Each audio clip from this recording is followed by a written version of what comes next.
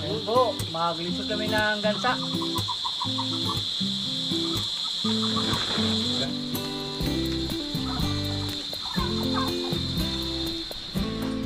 May natanggap po tayo na pasalubong mga kaprobinsya, oh. Yan. From Singapore. Yan. From Miss Roxanne Garcia. Miss, maraming salamat sa pasalubong mo na binigay sa amin. Yan.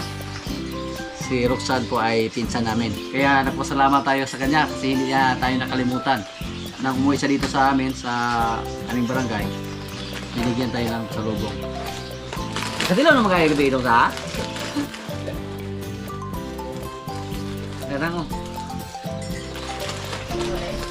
Kulit.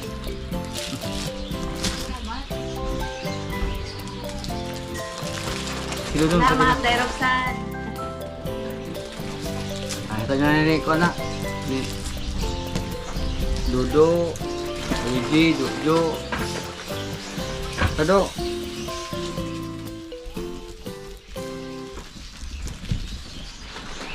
Tamis na. Salamat. Tikman natin to. Yummy. Dulong gabi iba kay naon may halang kaya sa nyo kung halangi ko. Beke sa tong wala halangi.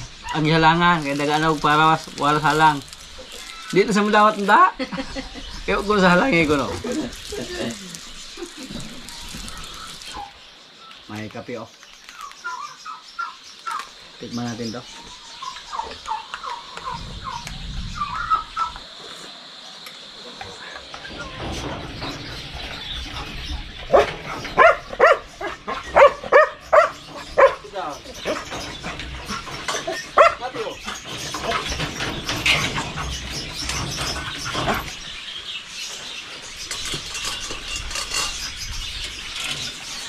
Bingo!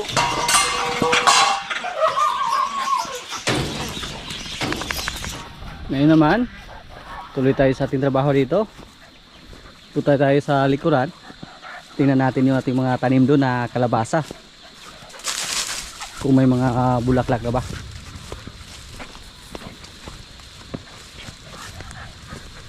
Kasama natin yung ating mga aso. Yung iba natin mga kasama andun na. Nagkuha sila ng mga pier doon. Kasi yung kabilang area na kinuhaan natin naubos na. Pero walang problema sa ngayon. Basta palaging umuulan. Napakabilis lang tumubo sa mga napier. At saka marami ding mga damo. Ang saya ni Bingo tinanggal natin yung tali. Pero pag andun tayo sa may kasada tapos may mga ibang tao, hindi natin siya pwedeng pakawalan. Matapang siya. Siya yung gwardiya natin dyan tuwing gabi sa ating kubo.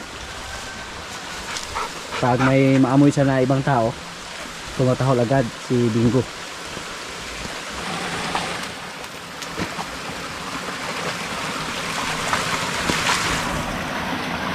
Okay lang pag pagkawala natin siya dito kasi wala naman tayo ibang tao na makita dito. Wala naman tayo makita ng mga manok. At saka kilala na niya lahat yung mga kasama natin. Pero pag may iba tayong kasama na hindi niya kilala, delikado.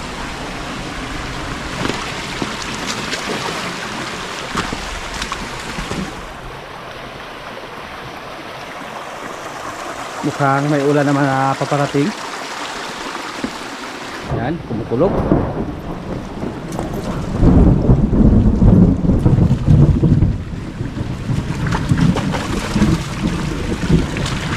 Minsan po si Bingo at si Mateo nag-away. Subukan natin ngayon kung mag-away ba sila. Kasi first time po natin na tinanggal yung leash ni Bingo. Tapos magkasama silang dalawa. Buti na lang wala dito si Bunbun ngayon.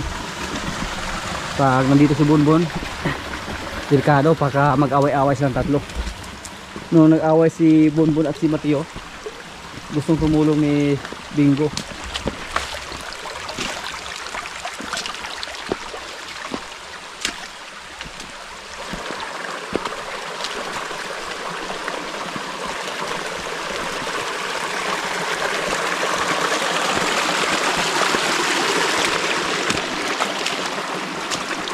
Yan po yung mga kalabasa natin. Dali yung kita nom? Okay, tamnam talaga napili ka human sa kuan. Kalabasa.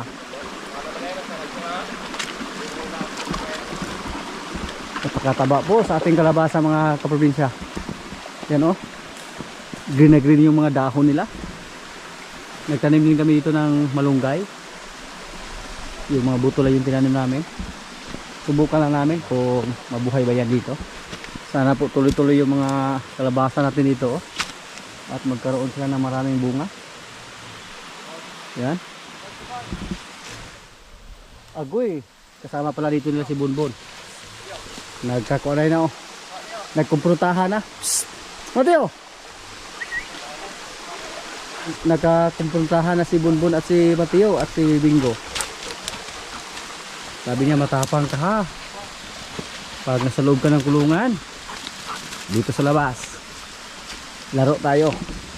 Magkasukatan tayo. Nagtanim sila ng tanlad.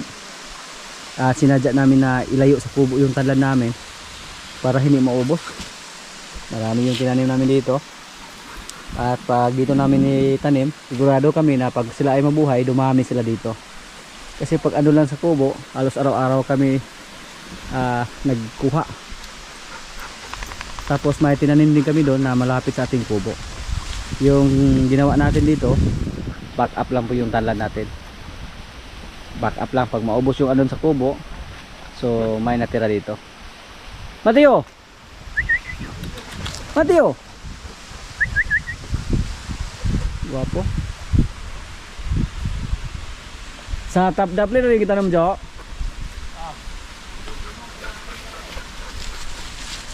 Mautan na lagi na. Yeah. Ikaw nagtatanong ana. May ilang tanim kami dito na sitaw. Medyo marami sana yan pero hindi po nabuhay yung iba. Pero dito po sa tinaniman natin ng kalabasa, pag hindi na natin ito mapakinabangan yung kalabasa natin dito, taniman na natin dito ng napier. Tapos doon tayo magtanim ulit ng mga gulay sa kabilang area natin, doon sa may tanim natin na mais. Ngayon magkuha kami dyan ng mga napier, tapos yung mga katawan itanim namin. Dito po tinaniman na namin sa gilid, sa gilid ng sapa, at nabuhay na po. Pati doon lahat na sa tingin namin na bakante na pwedeng taniman ng napier, tinaniman namin para mapakinabangan yung area. Pati dyan yung bakante na yan, pwede namin yung linisan at saka taniman ng napier. Okay lang si Bingo pag pagkawala natin dito, pero andun tayo sa kalsada tapos may mga ibang tao, hindi pwede.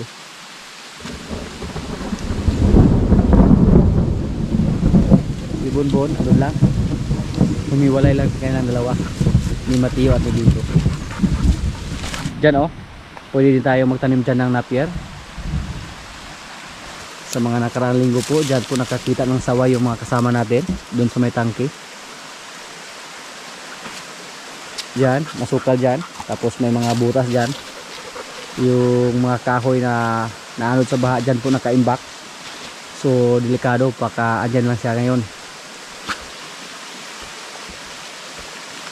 Atiyo!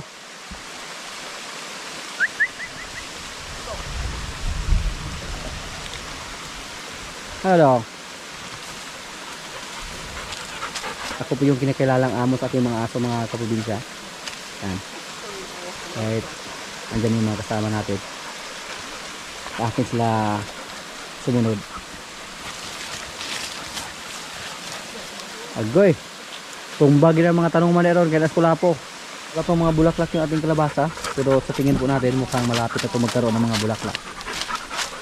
Gusto plastic mo na? Ito plastic ni. Ha? Plastic sa? Pagkadaghan na just plastic to on.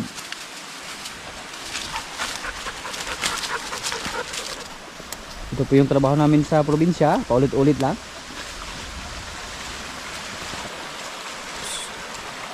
Ayan, kaya dito sa ating mga aso. lagyan natin, linisin natin dyan. Maglinis tayo dyan para yung mga naputo nila na napier dyan po itanim.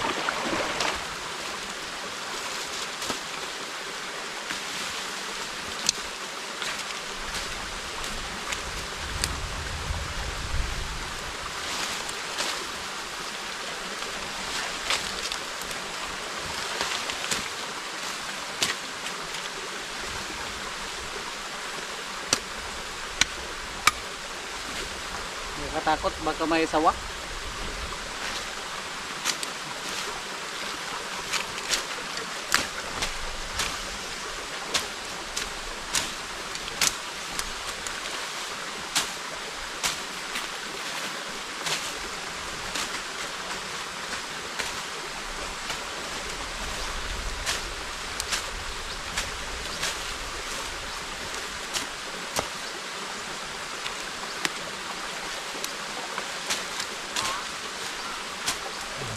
Bingo!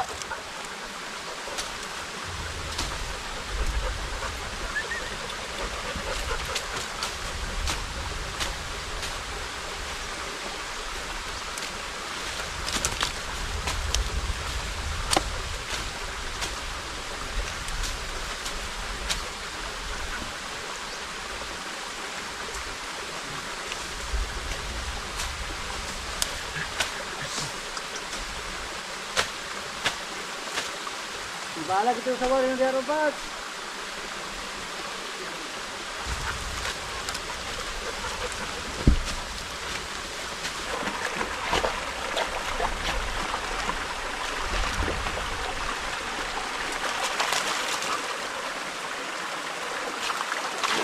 Bingo. Psst. Sit down. Uy. Sit down. Psst. Bingo. Sit down. Sit down. Patigas si ulo. Ayaw sumunod. Yan po, gusto niya maligo. Si Pula po. Si Bunbun para umuwi. Ayaw niya siguro ng gulo.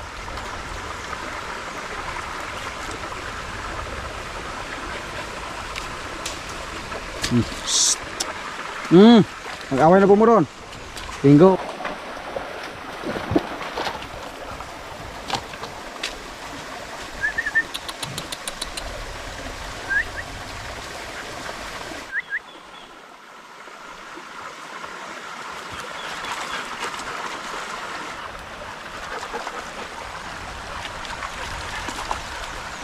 Gusto niyang umuwi, oh.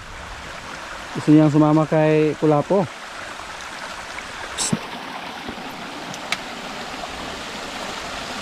Pahinga muna tayo. Pinawisan po tayo mga kaprobinsya. Tingnan natin kung matigas na ba yung lupa dyan para kunin na namin yung hose o ayusin na namin.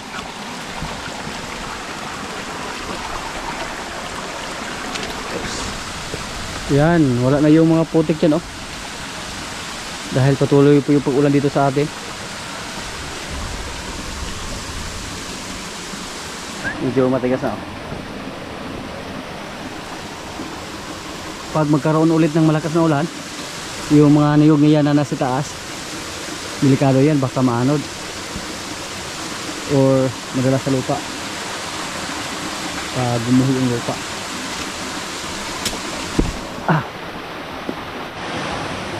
Kayang-kaya na ni Mateo, oh. Dati nahirapan pa siya dumaan dyan.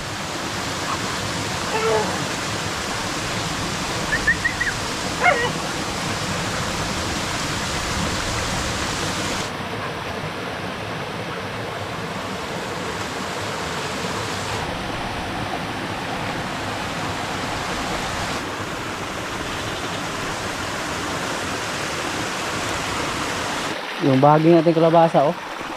Gustong tumawid sa sapa. Kunin natin kasi pag may baha, sigurado tayo na maanod lang yung mga baging sa ating kalabasa. Paghayaan natin, malapit na ito magkaroon ng mga bulaklak, oh. Meron pa dito, marami. Uwi na po tayo. Tinalian na natin si Bingo para hindi magka-provision sa ating mga alaga do. Sa ngayon po, napakarami pa natin napier mga kaprobinsya. Marami pa. Pag nataniman na natin lahat yung mga area natin dito, yung mga bakante sa ngayon, wala na tayong problema sa pagkain, lalo na sa sunod ng mga buwan. Season na po sa pag-harvest ng mga tubo. So wala na po tayong problema. May mga comment po tayo na nabasa, yung mga hindi siguro nakapanood sa iba nating mga video, na sabi nila gagawa daw tayo ng silage. Pero nasubukan na po natin yan, na gumawa ng silage dito. Nakagawa na po tayo at success na ba yung paggawa natin. Pero ang problema lang mga kaprobinsya, napakahirap gawin yung silage. Mapagod tayo ng husto, lalo na na mano-mano lang yung pagkumpak natin. Hindi yan madali. Kahit maliit na yung bunker natin na ginawa dyan, pero pag yun po ang punuin natin, hindi yan basta-basta mapuno. Nung gumawa tayo ng silage, napagod tayo ng husto. Tinubuan pa ng kalyo yung kamay natin, pati yung mga kasama natin. Pero pag manood lang tayo sa YouTube, napakadali lang sabihin na nagawa tayo ng silage. Napakadali lang. Pero pag subukan nyo po na gawin yung silage, tapos kayo mismo yung gagawa, na-experience po ninyo kung gaano kahirap yung paggawa ng silage. Okay lang sana pag yung mga napier natin nasa malapitan lang, tapos hindi na kailangan hakutin ng tao, at saka may malaki tayong shredder. Yung shredder natin dyan maliit lang, pero nakagawa tayo. At least nasubukan natin na gumawa ng silage.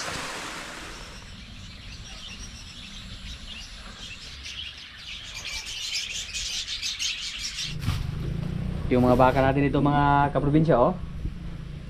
Dati po tinanggal namin yung tali nila, tinanggal namin yung busal, kasi palagi lang nginat-ngat or parang kinakain ba.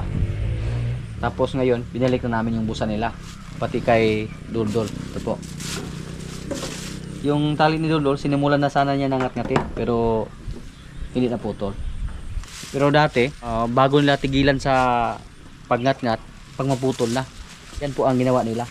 Pero ngayon sinubukan ko po na talian sila ulit, kasi inakala ko po noong una na ginawa nila yung pagngat-ngat sa kanilang tali kasi kulang sila sa pagkain. Pero ngayon, si Doldol, hindi na niya ginalaw yung tali niya. Yan po ang mga baka mga kaprobinsya, basta kulang sa pagkain, kahit ano yung makita nila, ngat-ngatin, gusto lang kainin, basta kulang sila sa pagkain. Dati po pati mga tuyong dahon ng tubo kinakain nila, pero nung nagkuha tayo ng maraming tubo doon, inapak-apakan na nila. Pero si Kungkung, okay na yung tali niya, hindi na niya nginat-ngat, except kay Doldol. Pero hindi na niya tinuluyan, hindi na putol yung tali niya. Parang sinubukan lang siguro ba. Yan po si Kungkung. Pag magbinta tayo dito ng lalaki, ang una natin maibinta si Pakbons. Siya po, kasi medyo iba yung lahi niya compare sa ating mga baka dito, na si Kungkung at si Doldol, pati si Bitas. Yan po. Katulad po sa ating mga kalabaw mga kaprobinsya, may nagtanong po kung ano po daw ang purpose natin sa ating pag-alaga ng kalabaw. Dito po, dalawa yung purpose namin. Yung isang lalaki, ang purpose namin sa kanya, para makatulong sana sa paghila ng karosa, or makatulong ni Jin sa paghakot ng mga feeds namin dito. Pero ang problema po sa kanya, medyo pasaway, ayaw niya maghila ng karosa. Tapos may nagtanong po kung gusto ba daw natin na mag-dairy, or yung kalabaw na mga ginagatasan, kinuhaan ng gatas. Dito po sa amin mga kaprobinsya, hindi po patok yung ganong negosyo ng gatasan na kalabaw. Ang purpose din natin dito sa pag-alaga ng kalabaw, una, makatulong yung iba sa paghila ng ating mga karosa dito. Pangalawa, gusto din natin na mag-breed ng mga magagandang klaseng kalabaw. Yan po ang mga purpose natin. Kasi po, pag native lang na kalabaw yung dalhin natin doon sa stockyard, mahirap ibenta sa mataas na presyo. Yan po ang ating na-experience doon sa stockyard.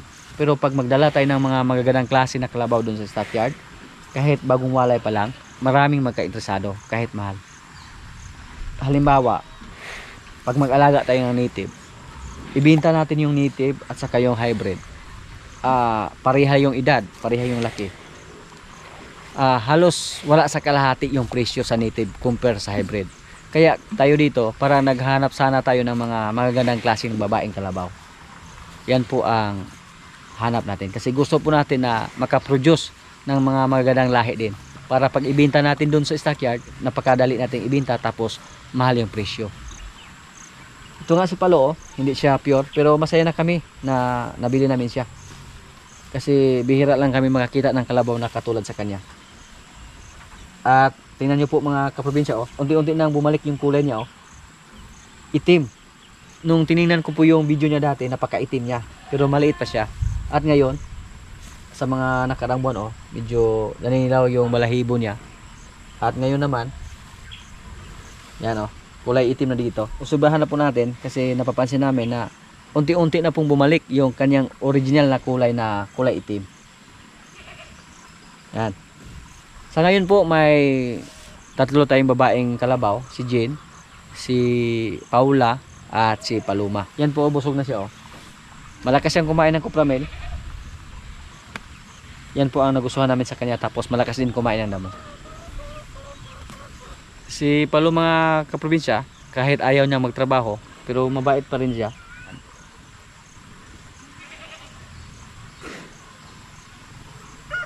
Kaya kahit ayaw niya magtrabaho dito sa amin, kung sakali hindi siya magpaturo ng paghila ng karosa, hindi pa rin namin siya ibinta. Kasi gawin namin siya taga-kasta dito sa ating mga alaga na babaeng kalabaw. Nagtulog-tulogan si Palo.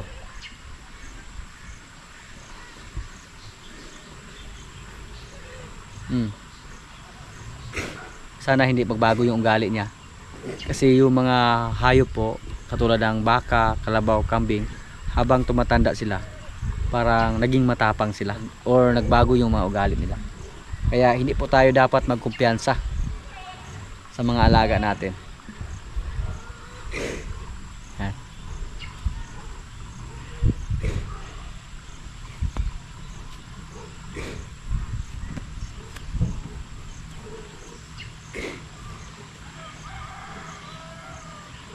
May gusto sana mag-alaga ng baka dyan sa kapitbahay natin, pero hindi po tayo nakabili sa mga nakaraang araw po. Pumunta tayo ng stockyard dahil sa sobrang mahal ng mga baka. Kaya pag marami tayong baka na babae, tapos buwan-buwan may mga anak, sigurado po tayo na kikita tayo dyan ng malaki. Basta mga hybrid yung mga baka natin. Katulad ni Tanggol, hindi nga siya pure na hybrid, upgraded lang siya. Yung nanay niya napaka-native, pero na-upgrade na po. Kaya naibinta natin siya agad sa halaga na 33,500. So abangan po natin dito mga kaprobinsya kung magkaroon ba dito si Palo ng anak, at kung ano kaya ang hitsura nila pag si Paloma yung makastahan niya o si Paula. Kasi mga Palo po yon, may mga dugo po yung Palo, silang dalawa.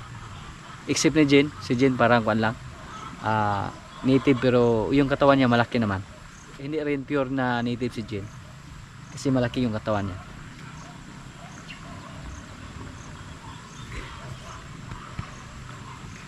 Dahil sa sobrang niyang kabusugan, hindi niya naubos yung napier niya, kaya natulog lang siya.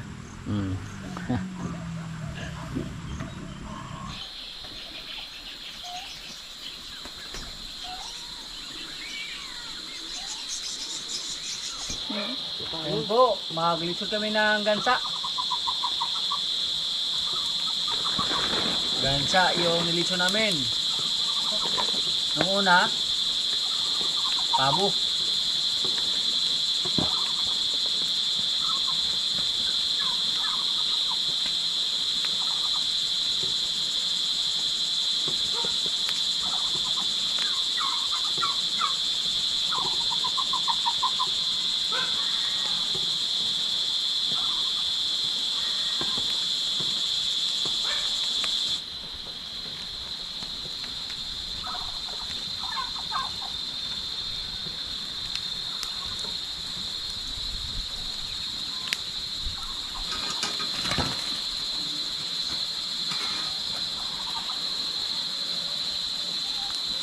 Wrong timing yung litso namin oh. May mahinang ulan. Ay!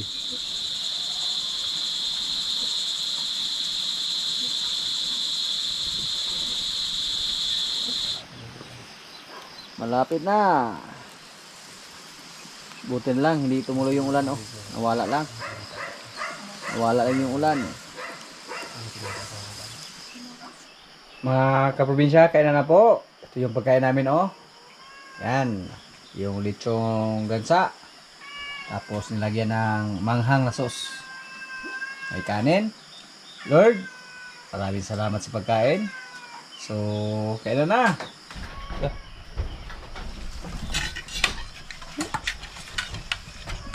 Mahurot na ako sauce na natin. Kahalang lagay. Kung ikalot ng ulo, murang nabot. Pasang halang. Ayan yung mato ng kaon. Jo, yung halangan eh. Wala yung halang. Susah. Ayan.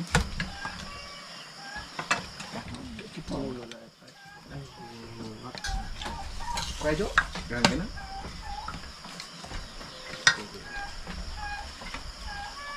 Okay. Isulat lang ang mas tutoy.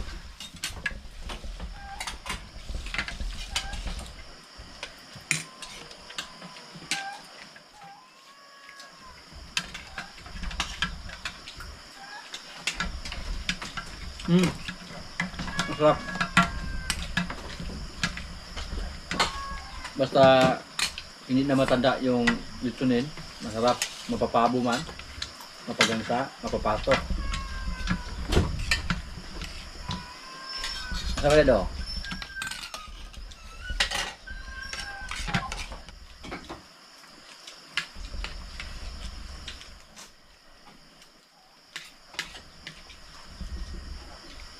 Sabaw. Oh.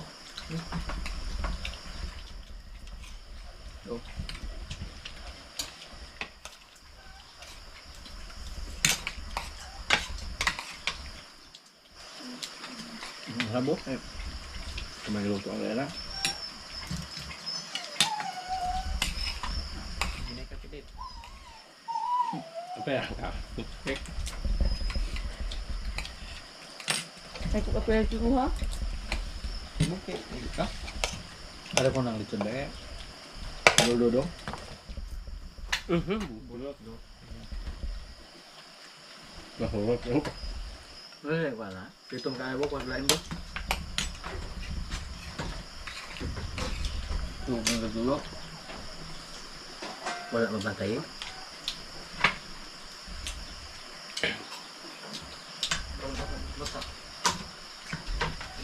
Report natin yung stop niya ba?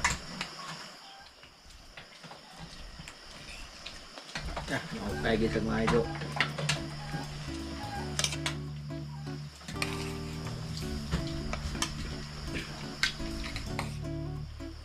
Teka kayo.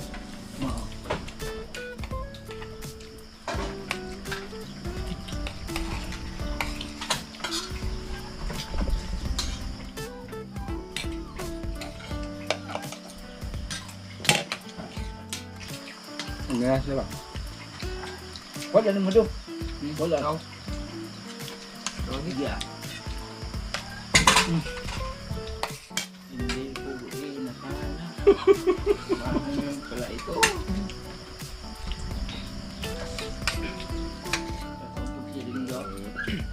Wala na beto pala yan.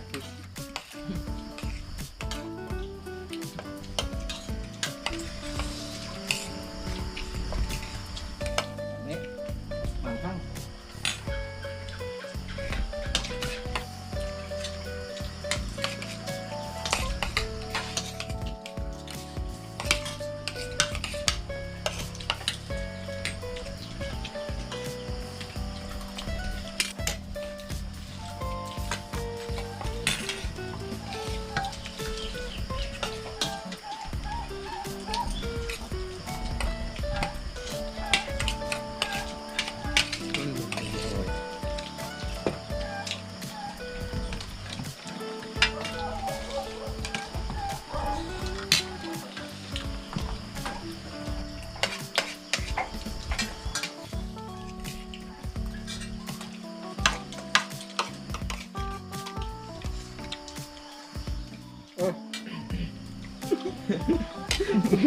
Hindi so wala.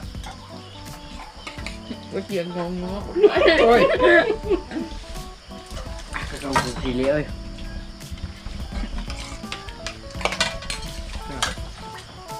Ano?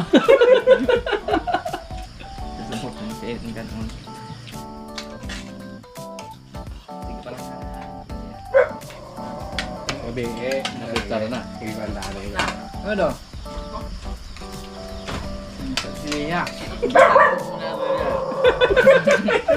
Tapos ikaw. Yan lang muna ang mga kaganapan dito sa amin mga kaprobinsya at maraming salamat po sa palagi niyong pagsubaybay sa aming mga video. Maraming salamat din sa ating mga silent viewers, sa mga kaibigan natin na nasa bansa na palaging nanonood, sa mga palaging nag-comment, sa mga likers. Maraming salamat po. Shoutout muna sa ating mga kaibigan dyan. Shoutout kay Norman Puleke. Shoutout kay Jimmy Gistro. Shoutout kay Rogie Duway from Zamboanga City. Shoutout kay Big C TV from Laguna. Shoutout kay Chris Purgusa watching from Sibulan, Negros Oriental. Shoutout kay Christopher PP Calara. Shoutout kay Tita Virginia Rosales from California, USA. Shoutout kay Victor Rosero from Calabanga, Camarines Sur. Shoutout Online Shopping Shows PH. At sa mga hindi ko po na shoutout na lang po sa yung lahat at maraming salamat po.